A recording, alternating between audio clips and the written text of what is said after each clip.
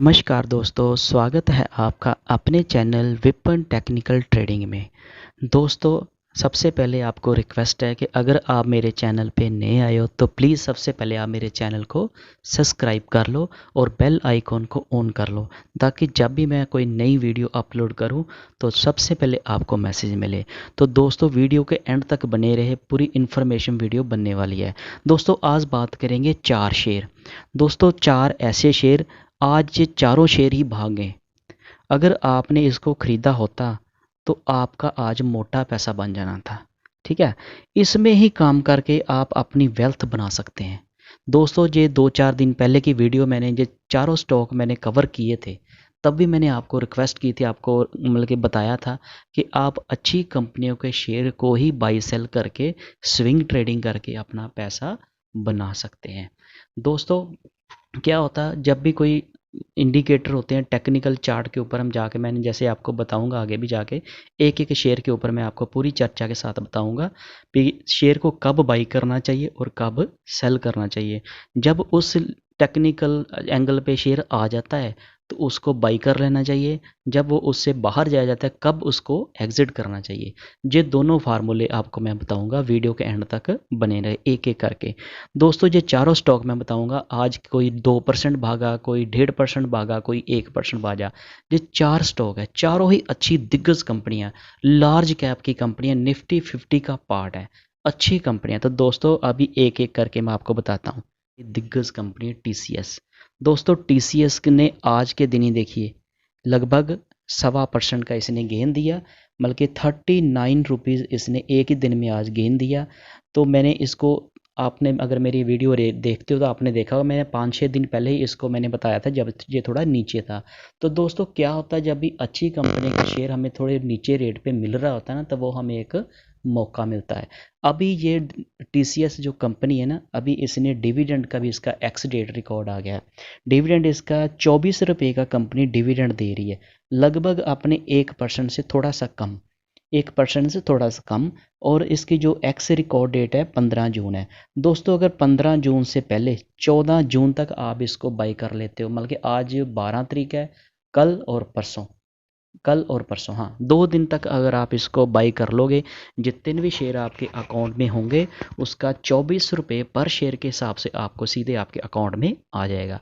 दोस्तों, ऐसे ही करके डिविडेंड के साथ ही कंपनियां इतना पैसा दे देती हैं। मैंने इसको कवर किया था, आपको बताया था 1 लाख कितने, इसने कितने लाख, 40 लाख बना कर दिया था जब से ये लिस्ट हुई थी।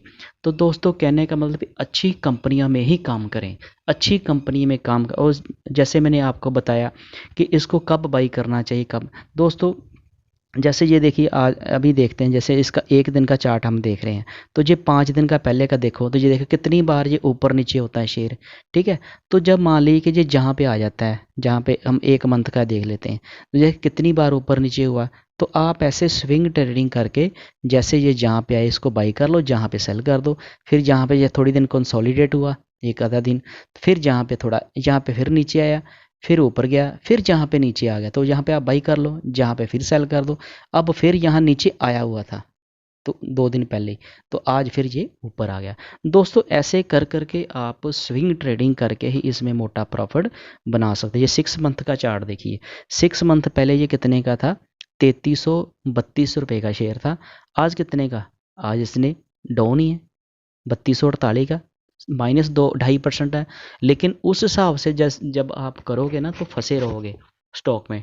तो जैसे आप स्विंग ट्रेडिंग करके अगर थोड़ा सा आप अपना एक्स्ट्रा दिमाग चला के, अपनी चालाकी के साथ, समझदारी के साथ भी कब शेयर को बाई करना। जैसे देखिए, जो सो अगर किसी ने जहाँ पे भी बाई किया होता, मान लीजिए कि किसी ने यहाँ पे बाई कर लिया था, ठीक है, यहाँ पे बाई कर लिया, तो यहाँ तक आया नीचे, लगभग 300 के 3000 से भी नीचे, 3000 के आसपास आ गया था।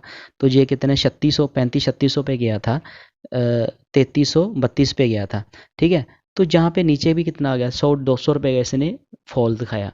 तो वही फार्मूला जहाँ पे काम करता है कि आपने जितनी इन्वेस्टमेंट करती उतनी कम कम शेयर को 5-6 पार्ट में डिवाइड करके ना थोड़ा थोड़ा आप बाई करते रहोगे ना। जैसे थोड़ा सा शेयर बाई कर ले, अगर थोड़ा फिर नीचे आ गया थोड़ा और बाई कर लो, ऐसे करके आपके शेयर की जो एवरेज बन जाती है। तो जैसे ही शेयर एक दिन मान लीजिए कि जहाँ पे आपकी एवरेज हो गई 3100 रुपया, तो आज जैसे ये 3248 100 रुपये का आपको एक 100 रुपये का प्रॉफिट मिल गया।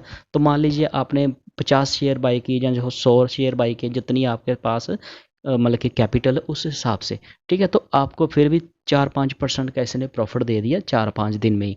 तो पोजिशनली भी आप इसको होल्ड कर सकते हैं और स्विंग ट्रेडिंग करके भी इसमें आप थोड़ा थोड़ा सा प्रॉफिट निकालते रह सकते हैं। दोस्तों वही मैंने आपको बताया कि मतलब कि अगर आपने मार्केट से डेली का 1% भी निकाल लिया, तो आप कैलकुलेट करके देखिए 250 डेज़ की मार्केट होती है पूरे एक साल में। तो आपका 250% आप वो कंपाउंडिंग में जो 250% वो और बहुत ज़्यादा बन जाता है। लेकिन मोटा मोटा हम इसको कैलकुलेट करते हैं कि 250% भी ज़्यादा उनसे भी ज़्यादा बनता है, क्योंकि हमने जो आज 1% लिया कल उसके ऊपर कंपाउंड होता जाता है हमारा, तो वो बहुत ज़्यादा ऊपर तक हमारी कैलकुलेशन पहुँचती है। तो दोस्तों जब भी अच्छी कंपनियों में काम करो तो ऐसे करके। दोस्तों इसके बाद मैं आपको ना जो भी आपको चारे पहले एक एक करके स्टॉक बताता हूँ, ठीक है। तो उसके बाद मैं आपको फिर इसके लेवल पे बताऊंगा कि किस लेवल पे आपको इसको बाई करना चाहिए और कब इसको सेल करना चाहिए। तो अभी मैं आपको दूसरी कंपनी बताता हूँ, दूसरी टेक महिंद्रा, दिग्गज कंपनी दोस्तों। आज इसने लगभग 2%, सॉरी 1% ये भी भरा, मतलब कि 12 रुपये का इसने गेन दिया। तो पिछले 5 दिन का देखें तो ये कितना नीचे था, माइनस लगभग अपने फ्लैट, आज के वो फ्लैट रेट पे ही है। लेकिन हमने तो स्विंग ट्रेडिंग करके जो मैंने आपको बताया था, ये देखिए इसने लगभग 3% रिटर्न दी 6 मंथ में, कोई ख़ास नहीं है। तो एक साल की देखें तो लगभग 6.5% है। हम इसका 5 साल का अगर देखें तो 5 साल में इसने देखो कितनी रिटर्न दी है, 50% की रिटर्न दी है। तो अभी ये शेयर अभी चले नहीं है, IT सेक्टर जो अभी शेयर चले नहीं है, अभी इन्होंने चलना है, इनका टाइम अभी आना है। क्यों? क्योंकि ग्लोबल मार्केट में दिक्कतें चल रही है, फेड की रेट ऑफ इंटरेस्ट बढ़ रहे हैं, अनएम्प्लॉयमेंट की वहाँ पे लोगों को काम नहीं मिल रहा है, नौकरियों से निकाला जा रहा है। तो इसके सारे मतलब कि जो भी फैक्टर्स हैं इवेंट, उसके चलते शेयरों में थोड़ी प्रेशर आया, थोड़ा कम हुए इसके, मतलब कि कुछ रिजल्ट भी थोड़े मार्केट को एक्सपेक्टेशन से थोड़े कम आए थे। तो उसके चलते ये टेम्परेरी इफेक्ट होते हैं। जो IT सेक्टर का जितना भी ज़्यादा रेवेन्यू होता है वो US मार्केट से आता है। तो US में जब प्रॉब्लम रहेगी तो शेयरों में 1-2-4 महीने के लिए थोड़ी दिक्कत रह सकती है। तो लेकिन अब हम इसमें स्विंग ट्रेडिंग करके और पोजिशनली भी इसको कर सकते हैं। जैसे मैंने आपको बताया कि कम कम क्वांटिटी बाई करके ही आप इसमें प्रॉफिट बना सकते हैं। तो दोस्तों ऐसे मैं आपको जो इसका एक साल का जैसे बताया, तो इसमें भी आप ये देखिए जहाँ पे अगर किसी ने बाई किया होगा, जहाँ पे बाई किया होगा यहाँ पे, तो जहाँ तक कितना मूव मिल गया, ठीक है। जहाँ 500 रुपये का शेयर था, जहाँ 500 से लेकर यहाँ 1000 डबल हो गया। तो डबल इसने यहाँ पे कर दिया। फिर उसके बाद मान लीजिए कि किसी ने जहाँ पे भी बाई कर लिया, सभी ने, तो किसी ने बाई करना किसी ने सेल करना। तो मान लीजिए आपने जहाँ पे पहले, मान लीजिए आपने पहले जहाँ पे बाई किया था जहाँ पे सेल कर दिया, फिर आप उसको भी एक बार प्रॉफिट बुक करके फिर भी आप उसको बाई कर सकते हैं। कुछ दोस्तों के मैसेज आते हैं कि इसमें हमें चार्जेस पड़ते हैं। दोस्तों एक देखिए हमारा स्टॉक आज वो हमारे नीचे रेट पे है, ठीक है। हमारा उसमें मान लीजिएगा अभी 10,000 20,000 लॉस दिख रहा है। तो आज के दिन वो 5,000 प्रॉफिट कर गया, ऊपर आ गया, ठीक है। 5,000 उसने प्रॉफिट कर दिया, लेकिन हमारा टोटल माइनस 10,000 है। तो हमारा 5,000 अभी भी माइनस है। तो उससे क्या होता है, वो शेयर एक दिन में जितना 1-2 दिन में उसने बढ़ना होता है ना, जब उसकी मतलब कि उसमें रैली आती है, तो वो जब रैली आती है ना फिर 3-4 दिन लगातार वो ऊपर जाता है, क्योंकि उसका RSI जो मतलब कि ओवर सोल्ड हो चुका होता है ना, तो फिर उसमें बाइंग आनी होती है। तो जितना भी बहुत ज़्यादा जब शेयर कोई पहले गिर जाएगा फिर वो कितना गिरेगा। तो ऐसे करके आप उसमें जहाँ से भी खरीदोगे तो थोड़ी थोड़ी सी क्वांटिटी करके मान लीजिए कि फिर आपका यहीं पे रेट आ गया। जहाँ पे मान लीजिएगा आपके पास 100 शेयर थे, ठीक है। तो आपने 200 डबल रेट हो गया, तो आपने पूरे 500 का 1000 के ऊपर सारे शेयर बेच दिए, जहाँ पे आपने सारे बेच दिए। फिर आप जहाँ पे आपके पास 100 शेयर था, जहाँ आप 20 खरीदोगे, जहाँ आप 20 खरीदोगे, अगर 20 के ऊपर ये फिर आपके पास दोनों साइड की मतलब कि आपके पास बैलेंस रहेगा। अगर शेयर ऊपर जहाँ से भागा तो आपकी जितनी इन्वेस्टमेंट आपने 20% की है आपको उसके ऊपर ही प्रॉफिट मिल जाएगा। अगर नीचे आएगा तो आप फिर ऐसे ऐसे फॉल पे एवरेज करते जाओगे। तो फिर से क्या होगा, 6 महीने चाहे 2 महीने चाहे शेयर नीचे भी आ जाए तो फिर आपका यही रेट आ जाएगा, ये आपका प्राइस होगा। तो शेयर चाहे जहाँ आ जाए तो आपका प्राइस ये होगा, तो ज़्यादा गैप नहीं होगा। तो ऐसे करके फिर आप थोड़ा वेट करोगे तो फिर जैसे ये जहाँ पे आएगा फिर आप उसको सेल कर सकते हैं। ऐसे स्विंग ट्रेडिंग, तब इसके बीच में इस दौरान कई बार कंपनी को बीच में फिर क्वार्टर लग गया तो क्वार्टर का आपको डिविडेंड आ जाएगा। तो जब डिविडेंड भी आपको 3-4% कोई कंपनियां दे देती हैं, जैसे अच्छी कंपनियां डिविडेंड भी अच्छा देती हैं, तो उससे भी एक आपकी एवरेज रिटर्न बन जाएगी। तो दोस्तों ऐसे करके अभी मैं आपको तीसरी कंपनी बताता हूँ वो कौन सी है, पहले भी कवर किए थे दोस्तों। आज के दिन ही देखिए 2.25% ये अब इस ये 1292 पे क्लोज हुआ है, लेकिन 1296 तक गया था। हाई इसने 1295 पैसे इतने पे हाई गया था, और लो कितना इसका 1273 का। मान लीजिए डे ट्रेडिंग में अगर आपने इसको 1270 पे भी बाई किया, 1270 पे, तो इसने 20 रुपये का तब भी 22 रुपये का मूव दे दिया, तो टोटल इसने 26 रुपये का मूव दिया कल के रेट से।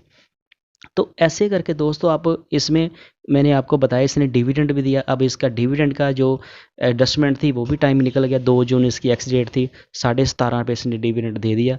कुछ दिनों के बाद जिन लोगों के पास थे उनके अकाउंट में आ जाएगा। तो दोस्तों कहने का मतलब है कि अच्छी कंपनियां में ही फोकस करें। आपको इधर उधर कोई मतलब कि पेनी स्टॉक में इधर जाने की ज़रूरत ही नहीं है। मतलब कि आप ऑप्शन ट्रेडिंग में भी आपको जाने की ज़रूरत नहीं है, क्योंकि ऑप्शन ट्रेडिंग में आपका पैसा जीरो भी हो सकता है दोस्तों। जहाँ पे आपका पैसा जीरो नहीं होगा, इसमें मैंने आपको बताया था, इसमें मेरी भी पोजीशन थी। मेरी पोजीशन थी इसमें 1322 रुपये मेरा रेट है। मेरे पास भी 130 शेयर हैं इसके, इन्फोसिस के। तो इसका मुझे 23-24 रुपये इसका डिविडेंड आ जाएगा। तो अब मेरा लगभग ये बराबर रेट पे आ गया। तो इस पे मैंने क्या किया, आज ये 26-27 रुपये बढ़ा ना, तो मैंने इसकी थोड़ी सी पोजीशन आज हल्की कर दी है। हल्की कर दी क्योंकि आज अगर ये कल को और ऊपर जाएगा, थोड़ा और ऊपर जाएगा, तो मैं थोड़े और सेल कर दूंगा, नीचे जाएगा तो और बाई कर लूँगा। दोनों साइड हो गए। पहले सारा एक ही फंड मेरा एवरेज कर करके मेरा सारा फंड लग गया था। आपको मैं सही बात बताऊँ, ऐसे होता है। तो जितनी मेरी कैपेसिटी थी शेयर इसको बाई करने की, मैंने मान लो 130 शेयर बाई किए, लगभग 1,70,80,000 का मेरा इसमें लगा हुआ था। ठीक है। तो अब मैंने अपनी यह पोजीशन को हल्का कर लिया। उससे क्या होता है कि कल को मान लीजिए कि वो आज इतने 3500-3600 रुपये का मेरी मतलब के गेन बता रहा था, टोटल लॉस से उसने कवर कर दिया। तो दूसरी साइड के हम इसी को डिविडेंड को भी हमने कैलकुलेट करके देख लिया, तो हमारा लगभग बराबर पे ही हम आ गए। हमारा कोई 1,500 रुपये का ही लॉस था। तो इससे कोई फ़र्क नहीं पड़ता जब स्टॉक मार्केट में। उससे क्या होगा कि कल को जब ये शेयर ऊपर जाएगा तो मेरे पास जो बैलेंस शेयर है मैं उसको भी सेल कर दूंगा। ठीक है। अगर नीचे आ गया तो मेरे पास 50% जो मैंने आज बेचे हैं शेयर, उसका फिर मैं 25% बाई करूंगा। अगर कल फिर ये 1270 पे आ गया तो फिर मैं पूरा जितना आज मैंने 50% सेल किया सारा ही खरीद लूँगा, क्योंकि इंट्राडे के लिए वो जब मुझे बेनिफिट हो जाएगा। अगर ये मतलब कि आज 26 रुपये बढ़ा तो कल ये इसके आधा गिरा तो फिर मैं आधे शेयर ही ऐड करूँगा। समझ गए बात का सर।